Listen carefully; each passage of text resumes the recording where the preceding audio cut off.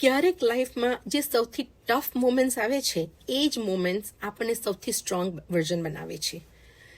પેઇનને and ના માનો. Sometimes એ આપણું પર્પસ બતાવતું એક સિગ્નલ હોય છે. હેલો એવરીવન, આઈ એમ જિજ્ઞાસા ફ્રોમ વિન્ઝર, ઓન્ટેરિયો. આજે હું એક એવી વાત શેર કરવા માંગુ છું જે આપણને અંદરથી સ્ટ્રોંગ બનાવે છે.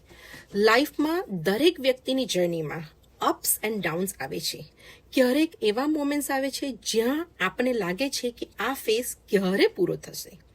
પણ જો આપણે નેચરને જોઈએ, વરસાદ પછી જ આકાશમાં રેઇનબો દેખાય છે. એ આપણને યાદ અપાવે છે કે ચેલેન્જીસ પછી પણ લાઈફમાં લવલી મોમેન્ટ્સ આવી શકે છે. એ જ રીતે લાઈફમાં પણ આપણા ચેલેન્જીસ આપણને રોકવા માટે નથી આવતા, એ આપણને વધુ સ્ટ્રોંગ, પેશન્ટ અને કોન્ફિડન્ટ બનાવવા માટે આવે છે. મારા લાઈફમાં પણ એવા મોમેન્ટ્સ આવ્યા છે જ્યાં ઘણું શીખવા મળ્યું. આજે પાછળ વળીને જોઉં છું ત્યારે સમજાય છે કે દરેક એક્સપિરિયન્સે મને કંઈક નવી સ્ટ્રેન્થ આપી છે. એટલે જ્યારે લાઈફમાં મુશ્કેલી આવે ત્યારે એવું ના વિચારું કે મારી સાથે જ કેમ, એના બદલે વિચારું કે આ સિચ્યુએશન મને શું શીખવાડી રહી છે. ક્યારેક આપણું પેન જ આપણું પર્પસ બની જાય છે. આપણે પાસ્ટ ચેન્જ નથી કરી શકતા, પણ આપણે આપણા ફ્યુચરને પોઝિટિવ વેમાં બિલ્ડ કરી શકીએ છીએ.